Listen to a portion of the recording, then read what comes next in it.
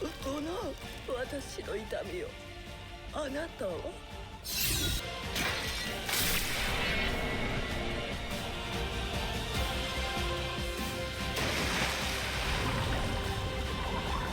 Hello, people of YouTube. My name is Steve Gray. Thank you for watching. Today we're talking about Re:Zero, Season 3, Episode 11. Only 5 episodes left. The Big Sad. I'm pretty confident we're going to end at a big cliffhanger or something of the sorts.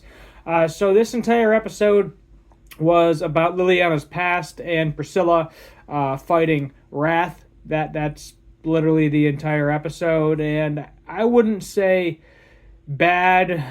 I wouldn't say good. I would say okay, I guess is the best thing. You know, did we really need a whole thing about Liliana's past? Is she going to be, a major character in the future? I don't know, but she sang her song. She was kind of with a group of performers. I guess they didn't really care for the big city or something. They were trying to control them in the big city, so they were ready to move on. She wanted to sing in the big city. They wouldn't let her do things her way, so it's kind of like a whiny little kid running away from its parents, saying my way, my way, my way, not listening to the parents and running away. But she doesn't go home. She stays in the big city. Does eventually run into her family. I don't know if it was her mom or sister or whoever. Runs into them again at some point in time. They have a kid, and she is kind of embarrassed, doesn't want to see them, puts a bag over her head.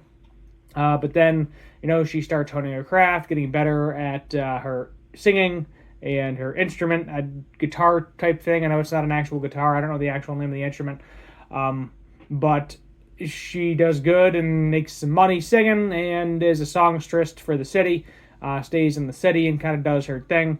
And that's like the whole episode. And then we also learned Priscilla's ability is she has been, I guess, married like 8 times or something. I don't know if all of her husbands are dead or what that whole situation is. But she can make items that she considers valuable take damage for her. So she is getting hit. That's why we see her hair fall down, her necklace break, things along those lines. But she herself never actually gets damaged. Now, Wrath, or Sirius, whatever you want to call her, the Archbishop there, does get sliced up and falls off a bridge into the water, presumably dead. But as we know, Re:Zero is kind of one of those interesting anime where if they don't die on screen, I don't know if I consider them actually dead. That's my best bet.